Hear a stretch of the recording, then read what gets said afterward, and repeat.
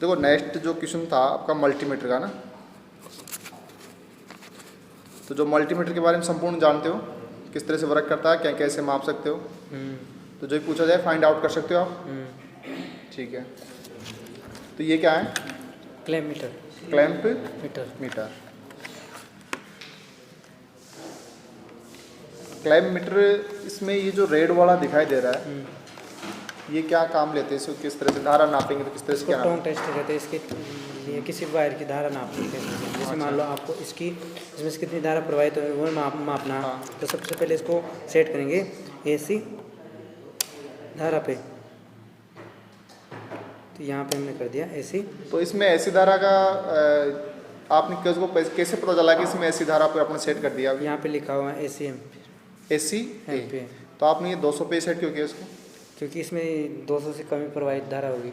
हाँ, एक्चुअली में आपको कॉमन सेंस लगाना है कि इस तरह से सर्किट है तो उस हिसाब से। तो इसमें फिर इसको कॉन्ट्रास्ट को इस प्रकार खोलेंगे और जो वायर है उसको इसके बीच में से डाल देंगे। तो इस प्रकार से हम फिर आपको देखो जो ये आपने पकड़ा है अभी उपकरण को इस तरह से, तो ये क्या तरीका सही था?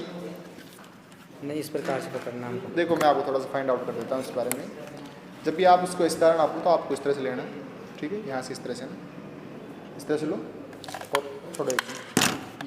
ये आपका जैसे वायर है यहाँ पे, इस तरह से आपने पकड़ा, पुश करो इसको, ऐसे करो, इसी तरह। ये अंगूठा आपका इस साइड रहना चाहिए और पुश कर दो इसको, इस निकाल। अब देख लो आपकी धारा इसमें जिससे हो रही थी 0 और होल्ड पे है, तो आप होल्ड हटा दो। हटा देना। किस तरह से चेक करेंगे?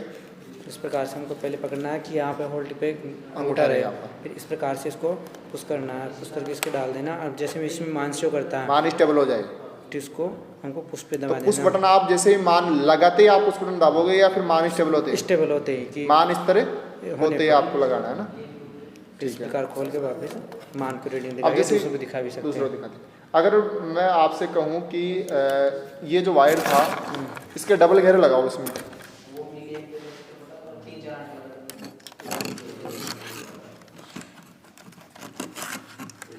तो अब क्या होगा? इसमें क्या प्रभाव पड़ेगा? इसमें धारा का मान डबल हो जाएगा। धारा का मान डबल हो जाएगा। अगर इसमें धारा को सही मान निकालना तो इसमें जैसे 2 घेरे दे रखे हैं ना, तो 2 का भाग दे देना, 2 का भाग दे देना, जो मान है उसमें। इसका सिद्धांत क्या होता है, वर्क कैसे करता है ये कि आपने इसमें से आपने वायर डाला और ये धारा का मान इसमें शो हो जाएगा? स्वप्रेरण सिद्धांत में, म्यूचुअल इंडक्शन। अर्थात एक तो होता है आपका auto transformer.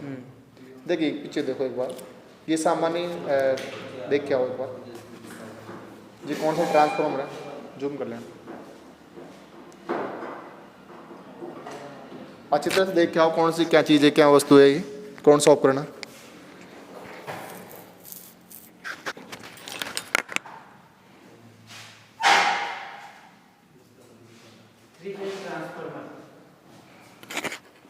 Three phase transformer. कौन सा है? 3 फेज ट्रांसफॉर्मर। 3 फेज ट्रांसफॉर्मर किस सिद्धांत पर कार्य करता है? स्वप्रेरण के सिद्धांत पे, म्यूचुअल इंडक्शन। देखो एक तो होता है सह और एक शिवा, तो इन दोनों का आपको ध्यान में रखना है। जो अपना ये वीडियो जो प्रैक्टिकल है इसमें आपका यही है कि आपने क्या गलती की है क्या नहीं, तो वहाँ आप गलती ना करो, है ना। तो उन चीज़ों का ध्यान रखना है आपको। तो म्यूचुअल इंडक्शन, आप अगर हिंदी में आप कन्फ्यूजन रहते हो तो म्यूचुअल और सेल्फ। तो आपको जैसे अभी आपने एक ट्रांसफार्मर देखा ऑटो ट्रांसफार्मर 3 फेज, कौन सा था? 3 फेज इंडक्शन। तो जो 3 फेज इंडक्शन ट्रांसफार्मर था सिद्धांत कार्य करता था म्यूचुअल इंडक्शन पे और ऑटो सेल्फ। तो ये जो होता है किस सिद्धांत का ट्रांसफार्मर के सिद्धांत पे, तो ऑटो वाले भी या सामान्य? म्यूचुअल पे, अर्थात सामान्य तरह म्यूचुअल सिद्धांत, अन्योन्य प्रेरण के सिद्धांत पर। तो ये आप जो कन्फ्यूजन हो रहा है ना म्यूचुअल अन्योन्य, तो इस चीज़ों को आप एक कॉपी में नोट डाउन करना, उसको आप बिल्कुल क्लियर कर लेना, तो आपके अच्छी तरह से क्लियर हो जाएगा। ये थोड़ा सा मैं आपको इसके बारे में बता देता हूँ। इस पेपर के पीछे शॉर्ट में लिखो टी है। ट्रांसफॉर्मर सामान्य, कौन सा ट्रांसफॉर्मर? सामान्य ट्रांसफॉर्मर। इसका जो प्रिंसिपल होता है वो होता है अन्योन्य। कौन सा? अन्योन्य प्रेरण, अर्थात mutual induction. Mutual induction. Clear. तो जो आपका क्लैंप मीटर होता है, जो आपका क्लैंप मीटर या फिर इसे बोलते हो आप टोंग टेस्टर, वो सेम इसी सिद्धांत पर कार्य करता है। और कब कार्य करता है? जब आप उसमें क्या नाप रहे हो? धारा। देखो धारा क्या होती है, ये आपने इस तरह से आपने एक लिया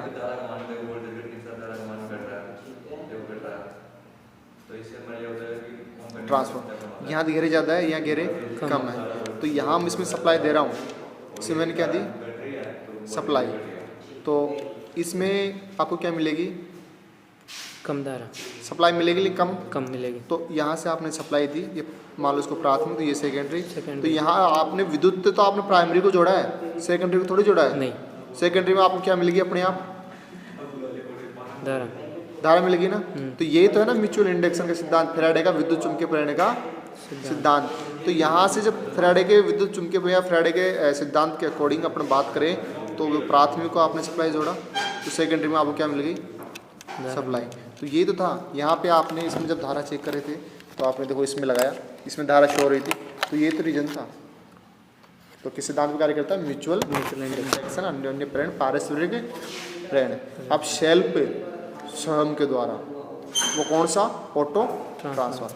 नेक्स्ट में आप बताओ, आपको एसी वोल्टेज चेक करनी है तो किस तरह चेक करोगे? एसी वोल्टेज पे सेट कर देंगे इसको। अच्छा, ये हो गया एसी वोल्टेज पे। तो इससे ये उपकरण HT वाला है या LT वाला है? वोल्टेज HT वोल्टेज या लो वोल्टेज? इसमें 750 तक ना माप तो ये LT में आता है या HT में आता है? ये HT में। HT का तो हाई टेंशन हो गया, तो हाई वोल्टेज नापते क्या इससे? नहीं, लो वोल्टेज। तो फिर आप HT क्यों बता रहे हो? कौन सा होगा? LT, लो टेंशन। इसके अलावा इसे DC धारा नाप सकते हैं। हाँ, किस तरह नापेंगे बताओ? DC धारा, AC धारा, DC धारा नहीं नाप सकते इससे।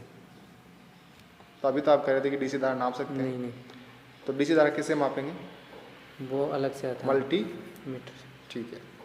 तो इससे अपन केवल आप नहीं कह सकते हो, जिसे आपसे पूछा जाए वहाँ इस तरह का प्रैक्टिकल आ जाए, तो आप कहोगे सिर्फ इससे जो है कौन सी धारा माप सकते हैं अपन? केवल और केवल AC, ना कि DC मल्टीमीटर से।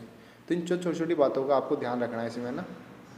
ये जो इलेक्ट्रिशियन का एक जो मेन औजार रहता है अपना ना, इसको पूरी आपको पूर्ण जानकारी होनी चाहिए। और आपको जैसे कि मान लो कि ये आपका केबल है, इसकी आपको कंटिन्यूटी चेक करनी, तो आप किस तरह चेक करोगे? या फिर इस कैपेसिटी चेक करो आप?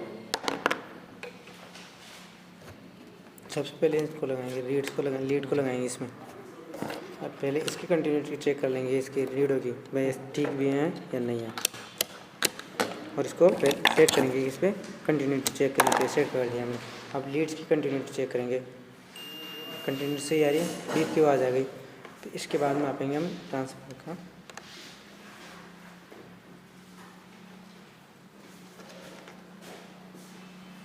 कंटिन्यूटी शो कर रही है इसकी, तो इसका मतलब ये सही है।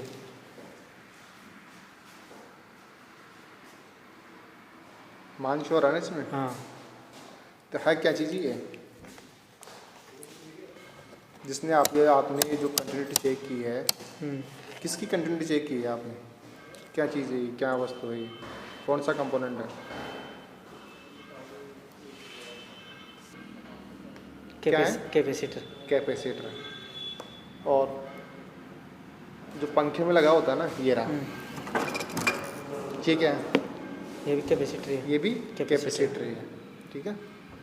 तो इन चीज़ों का आपको पूरा नॉलेज होने, ध्यान रखना है ना, किस तरह से क्या होता है।